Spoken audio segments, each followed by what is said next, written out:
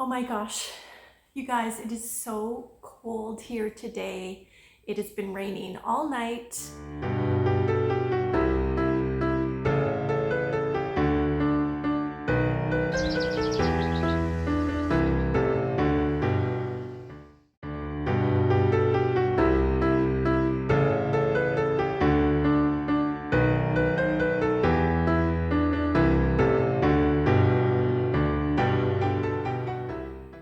Hi everyone, my name is Diane and this is My Pink Bathtub Knits Does Christmas in July. Welcome if you're new and welcome if you are a returning subscriber. It's good to see you. I am just kind of in a cold mode today. I've actually got a sweater because it has been super cold. We have been living in our screen room the last few days. It's been nice and mild here in Manitoba. I'm in the center of Canada.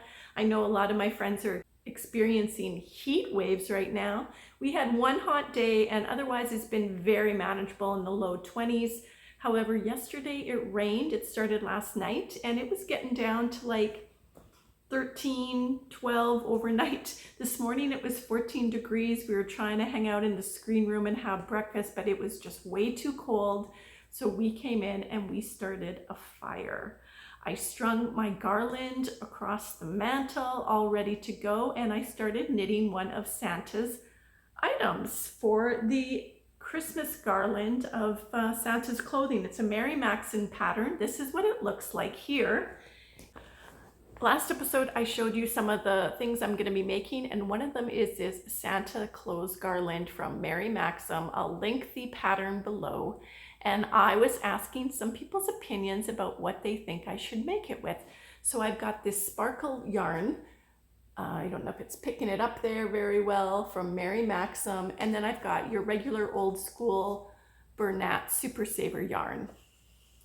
So Disco Santa or regular Santa? And I decided I'm gonna go with regular Santa. So because I was so cold, I thought I'm gonna start with knitting the long underwear. And this is kind of an origami thing. It's knit like this. You can see here is his little flap for his bum. I'm gonna still have to fold it all over. Actually, it's this way. There's the flap. I'll be hanging the first clothing on the line later today. So it's gonna be a fun little make. My friend Kathy from Yarn with Heart and I are doing a gift exchange, a 12-day gift exchange. I hope you went and checked out her episode yesterday, which was considered her day one.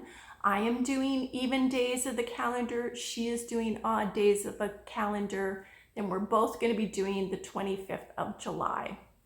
So I'm gonna go to the picnic basket and see what she sent me for today.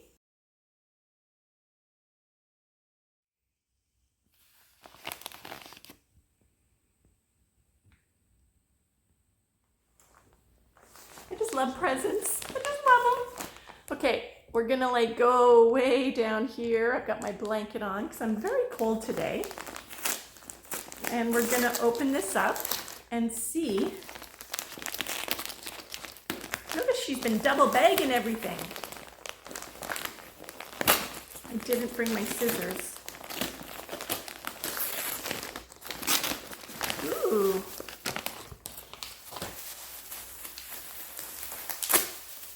Wow, Kathy.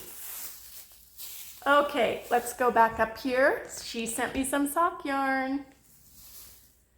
I know she was doing some Aberdeen's mystery bags, and this was in a lot of them. And I have some of this in my collection already. Now this is going to be great because I'm going to be working on some new toy patterns after my markets this fall to try for probably next year. And this is the KFI collection sock yarn. So this is a fingering weight yarn. It is 75% organic wool, 25% polyamide, and it's a #1 superfine, 459 yards, 420 meters. This is the color Kokomo Blues. That's beautiful. Thank you. Oh, and I've got, I think these are the same. 2 of Stormy Seas. That's great. I think I have a Stormy Seas one already. This one is called Santorini. That's beautiful. That's going to make a great dress or something on one of my animals that I'm going to be experimenting with this winter. So, wow. I was expecting 1 ball of yarn per package, Kathy, FYI, but full disclosure, I sent you more than 1 ball per package most days as well. So that is my gift from Kathy W. today. Sock yarn, which is very much appreciated. Thank you so much. Kathy cannot use wool, and I love wool, so this is a real treat. Thank you, Kathy. I don't know if you noticed this little Christmas tree, I guess we'll call it. This is actually the same form of the pattern of my chicken pattern that I sell on Ravelry, my sitting chicken or cheeky chicken. It's pretty much the body of the chicken. And I did this holding 2 strands of 4-weight acrylic green yarn together to make it look variegated. And then I just put a whole bunch of buttons on it as a decorative feature as a Christmas tree. And this is something that I had given my mother-in-law. So again, when we were cleaning out her apartment, I decided I better just take this back because, you know, it was something I made for her. So that's going to be our Christmas tree for the month. And if this is your first time here, I am doing a gift away for the month of July. I missed my podiversary, which was at the end of May. So this is essentially my podiversary gift away. And I thought, why not do it in July? And when you think of Christmas and yarn, often you think of advent calendars. And so I have created my own advent calendar to share with one of you. And I'm going to be doing the draw on July 31st. Your job, if you want to enter in this, is you're going to have to watch all of my Christmas episodes. So we're on day 2, so you're going to have to go back and watch the one from 2 days ago. Again, there's a playlist that you can keep track of all of them, and you're going to have to leave a comment. So today, I'm curious, do you knit or do you crochet or do you do both? So if you could put that in the comment, that would be fantastic. I am keeping track of who is putting comments down in every episode, and just old school pen and paper method. And on the 25th, which is my last episode for the Christmas, I'm going to talk about all the people that are going to be entered in the draw. And then we'll do the draw on the 31st. So let's look and see what I have added to your Advent package that you may be winning.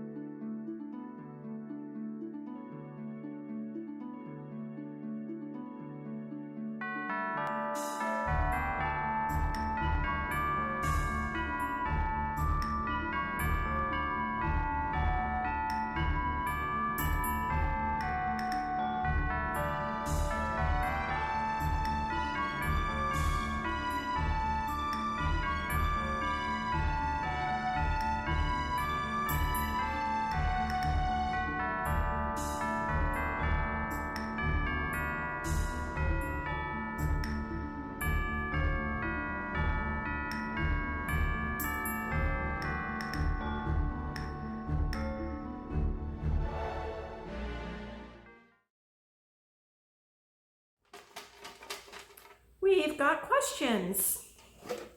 What's the question of the day?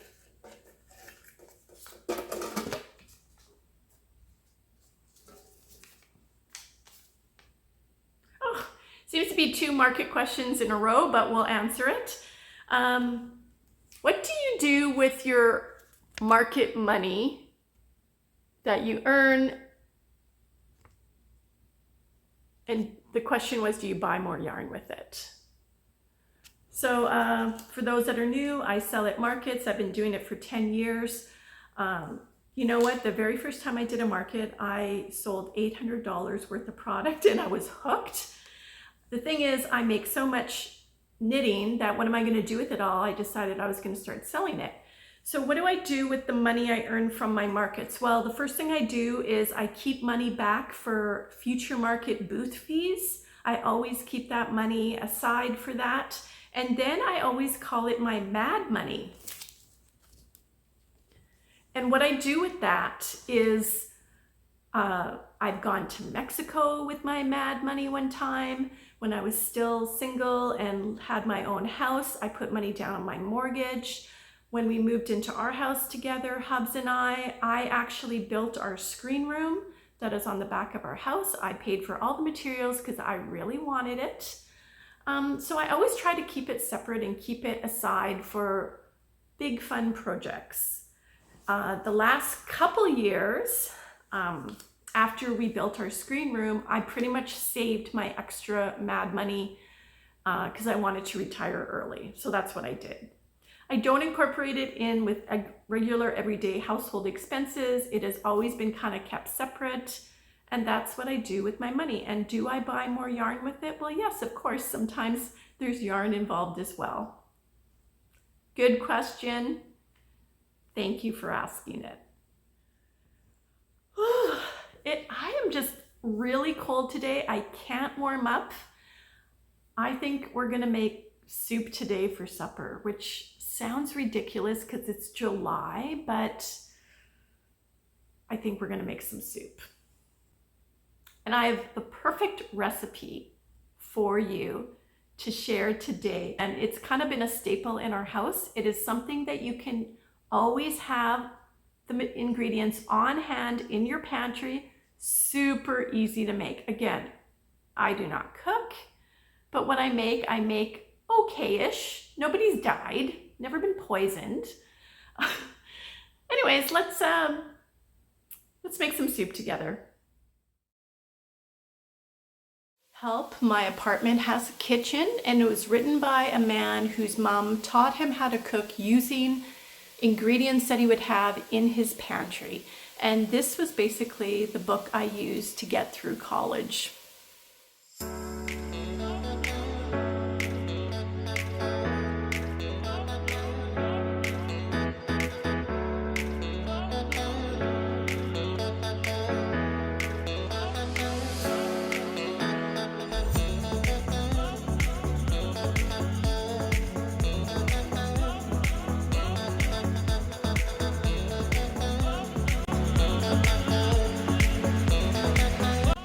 I can't believe this has turned into a cooking show.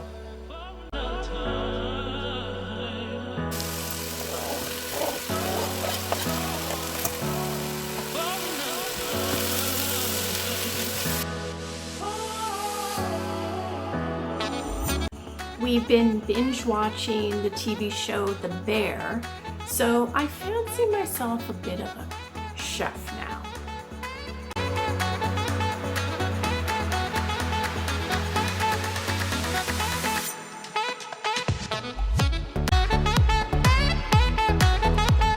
Mention that Hubs does 90% of the cooking in our house, but he really likes this soup, so trust me.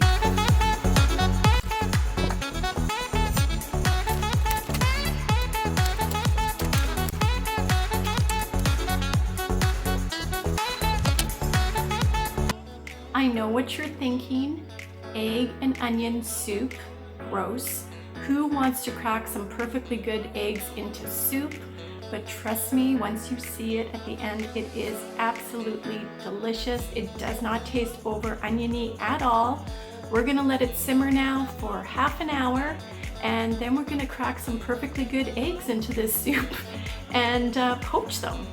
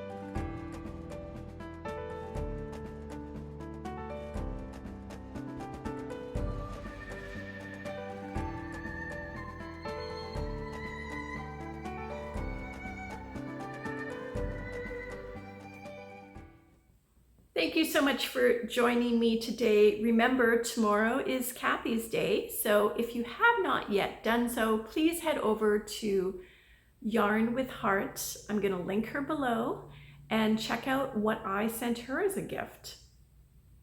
Take care, everyone. I hope you're surviving your heat waves as I'm freezing, and we'll see you in 2 days. Bye for now.